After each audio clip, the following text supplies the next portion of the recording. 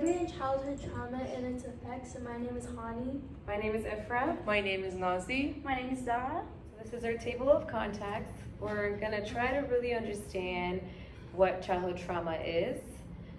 Also, we have 3 separate cases that we're going to present. The first case is basically about how the brain is impacted and changed. The brain structure is changed when a child faces trauma at a very early young age. And the second case study is going to be about Jeannie Wiley, who suffered from abuse and neglect as a child.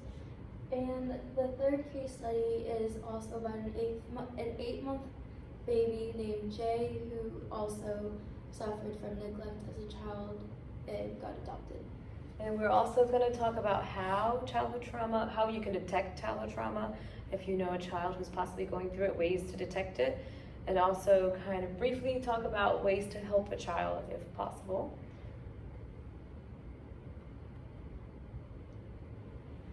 Our goal is to really understand what childhood trauma is and its long-term effect on the brain, on the human anatomy, on development. And also, another goal of ours is to spread awareness and speak about the issue that's going on in childhood trauma. Childhood trauma is when a child witnesses or experiences an overwhelming amount of trauma that can lead to emotional distress, resulting in lasting mental and physical effects. Some examples of childhood trauma can be sexual, physical, or emotional abuse, physical or emotional neglect, experiencing violence such as from a family member or a civil war, witnessing a parent being abused, parents divorcing, death of a family member or loved one, and or poverty. Our first case study is titled Childhood Trauma May Affect Brain Structure, Predisposing Adults to Reoccurrent Major Depressive Disorder by Delanton.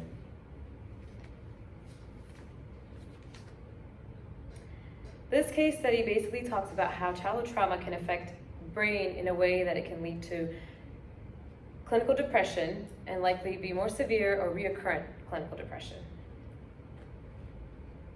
This experiment was a 2-year-long observational experiment that involved 110 patients, all between ages 18 to 60 years old. All participants were admitted into the hospital for depression and were getting inpatient treatment. Their symptoms were assessed by questionnaires and interviews. These questionnaires and interviews were done at 2 separate occasions, one at their first initial recruitment and the second one at their 2-year follow-up. These questionnaires were designed to determine the level of childhood maltreatment that they've experienced. All participants at the very first recruitment time underwent an MRI scan. The results were basically that the MRI revealed that childhood trauma and clinical depression are both associated with the reduction of the surface area of the cortex, the part of the brain that is responsible for regulating emotions and self-awareness. Also, childhood trauma is one of the strongest risk factors for major depression. The study actually took it a bit further, and they investigated the number of patients who experienced some sort of a relapse. Out of the 110 patients that were recruited, 75 of them have experienced some sort of a relapse. This also showed that there is a strong correlation with relapse and childhood maltreatment. As you can see, there are many different categories in childhood trauma. For our second case study, I'll be talking about a little girl who is extremely well known. She faced severe abuse, neglect, and social isolation. Jeannie Wiley, or as some of you may know, Jeannie the Wild Child. So this story is about Jeannie, who experienced the worst childhood that any child could experience in their lifetime. She spent 13 years of her life strapped onto a potty naked so she could go when she needed to, and she wore a straitjacket so she wasn't able to move her legs or her arms. She lived with her abusive father and helpless mother who both neglected her as a child, so she had no affection in any sort of way. And if she were to make a sound, her father would beat her with a bat, so there goes the abusiveness. She never experienced any parental interaction because they neglected her all her life, or for 13 years of her life. She was unable to walk or talk because of the little parental interaction. And at 13 years old and 7 months, her Child Protective Services intervened and found Jeannie in her abusive home. She was extremely underweight and had no physical abilities beyond a toddler. She was a 13-year-old girl who was treated like a mental hospital patient. As you can see, according to this tragic story, neglect of a child, severe abuse, and social isolation can cause a lot of harm in the future, such as learning disabilities, language accusation skills, and harm to mental health. And today, Jeannie is 62 years old and is currently living in an adult care home in California. She is happy, reportedly, and she communicates through sign language and art, which is a beautiful way to come from a trauma. She uses other languages. She uses other methods of language other than words to illustrate her stories. This is a very powerful story of how childhood trauma can hinder certain abilities, but we as humans can develop other methods to overcome those limitations. So she's on the right there. This is her today. Alright, in this video I'll explain to you.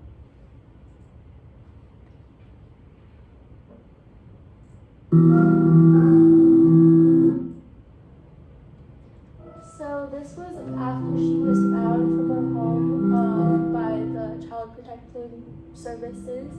As you can see, she has no sense of life in her eyes. She can barely walk. Because she couldn't walk as a child. She has no physical abilities. Like, she can't do something as simple as catching a ball. This was the room that she was strapped in.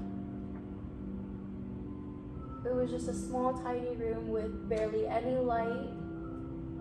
And she was in a crib for 13 years of her life, and that's the potty that she was strapped to as well. And here she is walking out of the hospital after she was found from Child Protective Services. She later learned the ability to walk through help of other doctors, but it wasn't as normal as a normal human being could walk.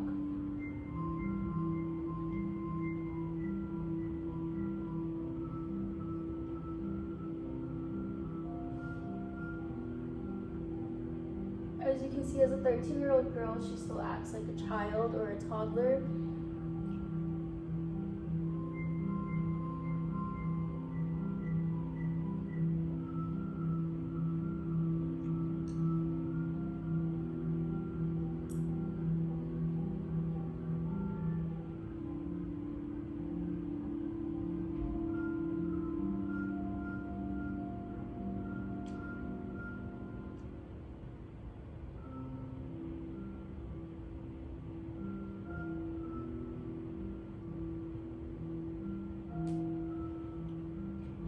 This is an extremely tragic story, and no child should ever feel this way or should be treated in this way in any circumstance, but Jeannie Wiley was one of the unfortunate kids who was treated in this way. So I'm going to talk about the third case study, which the case study is done on a 4-year-old Caucasian boy who got neglected while he was until like his 7 months old. And the abstract is and the abstract.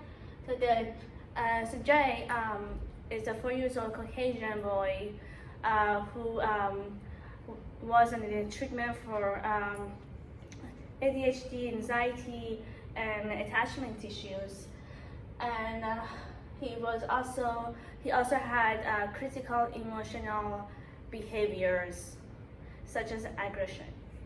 And so there's a outlook on the Jay's story.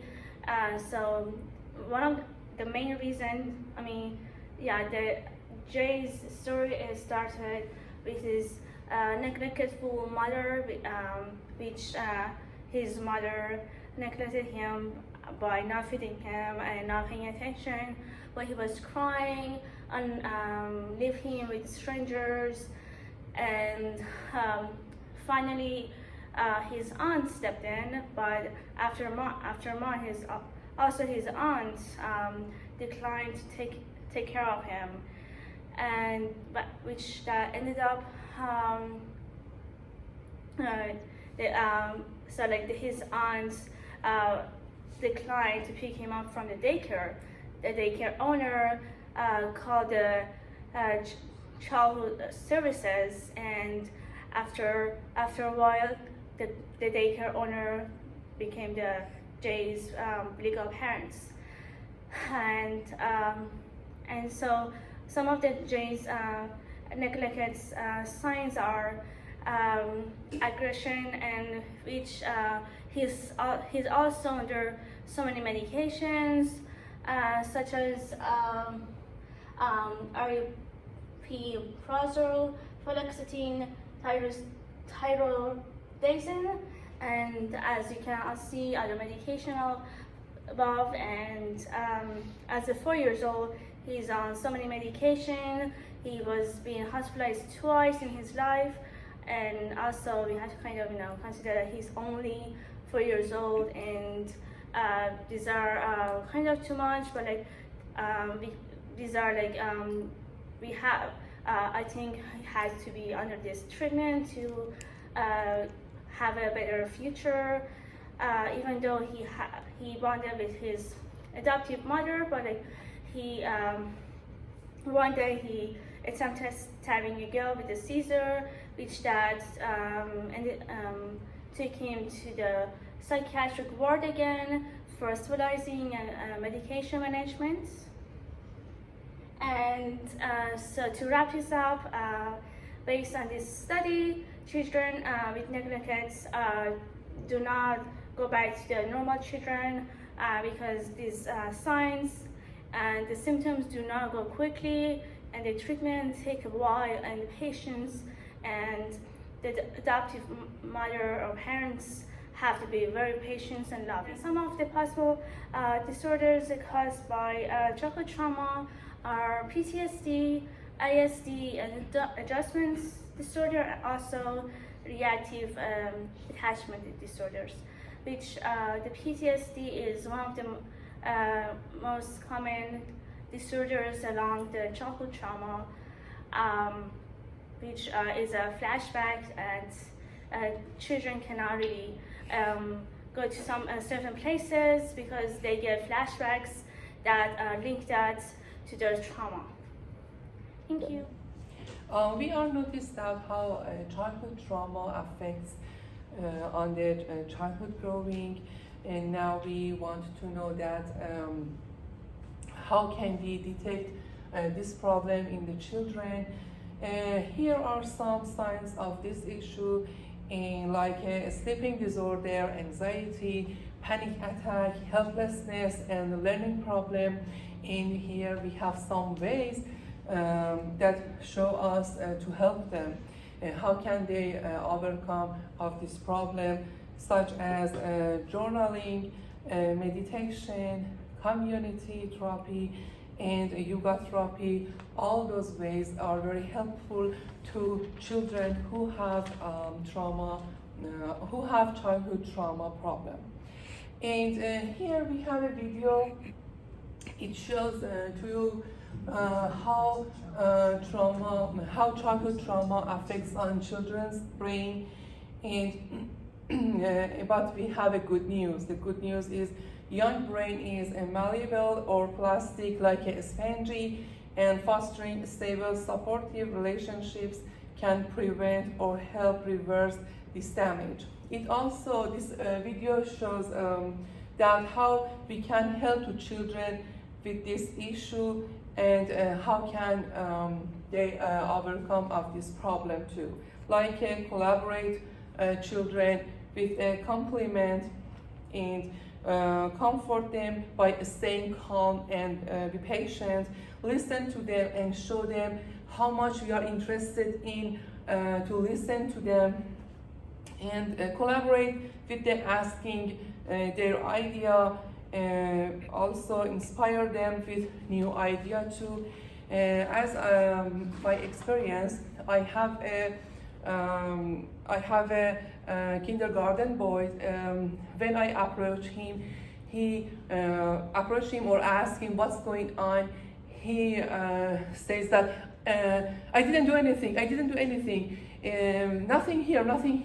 But I try to calm him down and invite him to be relaxed. Don't worry about anything. Here is nothing. And I assume that, or I think that maybe someone is bothering him in his house, or maybe someone is strict him in his house. And here is a video. You please watch it and see about the trauma.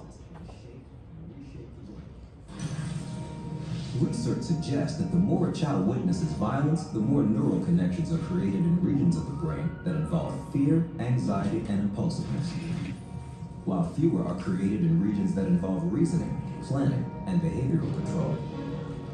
The good news is the young brain is malleable or plastic, and fostering stable, supportive relationships can prevent or help reverse this damage, resulting in lifelong benefits for the child's learning, behavior, and overall health. So how can you help a child in your life? Just remember these 5 healing gestures. Celebrate them with a compliment or by applauding their efforts. Comfort them by staying calm and patient. Listen to them and show an interest in their passions. Collaborate with them by asking their opinions. And inspire them with new ideas. With these everyday gestures, you can help a child look forward to a bright future. Thank you for watching our presentation. We really hope that you learned something new about childhood trauma, and we also hope that you can spread awareness about childhood trauma, because it's a big thing in this world and it's not very talked much upon. But yeah, and this is Hani. Zifra. It's Nazi. This is Zara. Thank you. Thank you.